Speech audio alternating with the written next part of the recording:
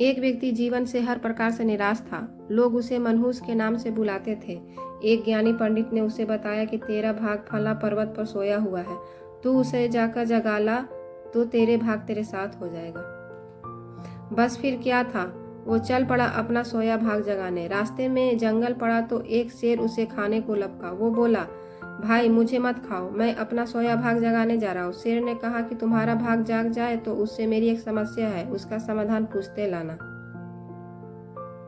मेरी समस्या है कि मैं कितना भी खाऊं मेरा पेट भरता ही नहीं है, हर समय पेट की भूख की ज्वाला से जलता रहता है। मनहूस ने कहा, ठीक है। आगे जाने पर एक किसान के घर उसने रात बिताई। बातों बातों में पता चलने पर कि वो अपना सोया भाग जगाने जा रहा है, किसान ने कहा कि मेरा भी एक सवाल है, अपने भाग से पूछकर उसका समाधान लेते आना। मेरे खेत में मैं कितनी भी मेहनत कर लूं, पैदावार अच्छी होती ही नहीं है। मेरी शादी योग्य एक कन्या है, उसका विवाह इन परिस्थितियों में मैं कैसे कर पाऊंगा।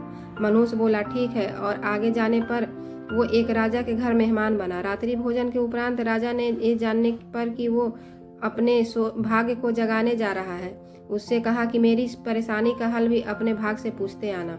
मेरी परेशानी यह है कि कितनी भी समझदारी से राज चलाऊं, मेरे राज्य में अराजकता का बोलबाला ही बना रहता है। मनहूस ने उससे भी कहा, ठीक है। अब वो पर्वत के पास पहुंच चुका था। वहां पर उसने अपने सोए भाग को झिंझोड़ कर जगाया। उठो उठो, मैं तुम्हें जगाने आया हूँ। उसके भाग ने एक अंगड़ाई ली और उसके साथ चल दिया। उसका भाग बोला, अब मैं तुम्हारे साथ हरदम रहूंगा।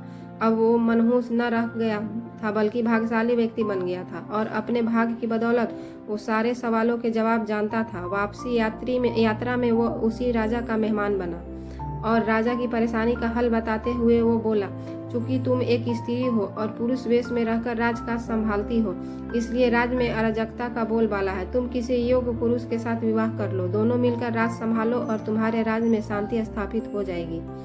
रानी बोली, तुम ही मुझसे ब्याह कर लो और यहीं रह जाओ। भाग्यशाली बन चुका वो मनहूस इनकार करते हुए बोला, नहीं नहीं, मेरा तो भाग जाग चुका है, तुम किसी और से विवाह कर लो। तब रानी ने अपने मंत्री से विवाह किया और सुखपूर्वक राज चलाने लगी।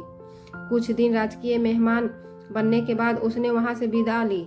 चलते चलते वो किसान के घर पहुंचा और उसके सवाल के जवाब में बताया कि तुम्हारे खेत में 7 कलश हीरे जवाहरात के गड़े हैं, उस खजाने को निकाल लेने पर तुम्हारी जमीन उपजाऊ हो जाएगी और उस धन से तुम अपनी बेटी का ब्याह भी धूमधाम से कर सकोगे। किसान ने अनुग्रहित होते हुए उससे कहा कि मैं तुम्हारा शुक्रगुजार हूँ, तुम ही मेरी बेटी के साथ शादी कर लो। पर भाग्यशाली बन चुका वह व्यक्ति बोला कि नहीं नहीं, मेरा तो भाग उदय हो चुका है, तुम कहीं और अपनी सुंदर कन्या का विवाह करो। किसान ने उचित वर देखकर अपनी कन्या का विवाह और सुखपूर्वक रहने लगा।